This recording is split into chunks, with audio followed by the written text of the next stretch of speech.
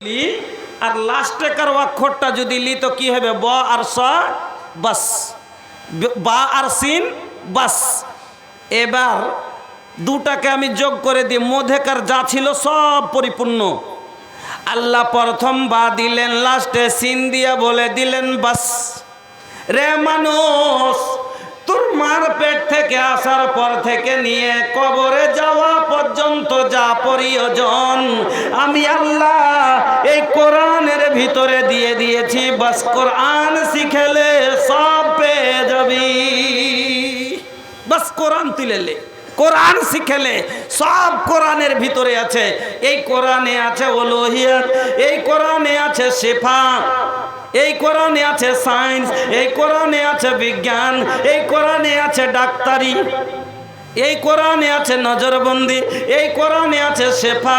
আল্লাহ বলেন ওয়াসেফাউল লিন্নাস, মানুষের জন্য শেফা আছে। নজর লেগে গেছে, শেফা আছে।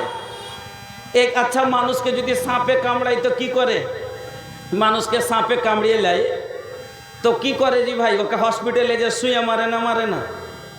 আমাকেও 2-3 বার কামড়িয়েছে, এই জন্য আমি জানি। তো হসপিটালে নিয়ে যে ওকে ইঞ্জেকশন দেয়, তো ওর ওষুধ দিয়ে আছে কিসে? কোরআনে আছে। আর ওষুধ কি আপনারা জানেন মোটামুটি লোক, সূরা ফাতিহা। নজর লেগে গেছে, আপনার উপরে জাদু টোনা কেউ করে দিয়েছে, এর ওষুধ কোরআনে আছে। আপনি বিষ নামাইতে গেলে, আপনাদের এলাকাতে বিষ নামা কবিরাজ আছে? এখনকার কবিরাজ তো আলহামদুলিল্লাহ এত ভালো কবিরাজ, নাউজুবিল্লাহ বললেই চলে। একবারে পাক্কা বেনামাজি কবিরাজ। ওর দুয়া যদি শুনলে দেমাগ খারাপ হয়ে যাবে। আমি একদিন নিজের কানে শুনেছি, বিষ নামাইতে বসেছিল আমার পড়োশিতে। একটা লোককে বিষ লেগেছে, সাপের মরা বিষ। তো বিষ নামাবে কি দিয়ে? রসুলের জামানা, সহি হাদিস থেকে বর্ণিত, সহি ঘটনা। আপনারা ভালো করে জানেন, ইহুদির সর্দারকে কিসে বিষাক্ত জিনিসে দংশন করে নিলে।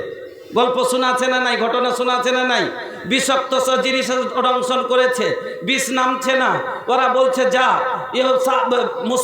মুসলমানের কাছে যা, হতে পারে ওরা পারবে। বিশ্বাস কতখানি? ওরা পারবে।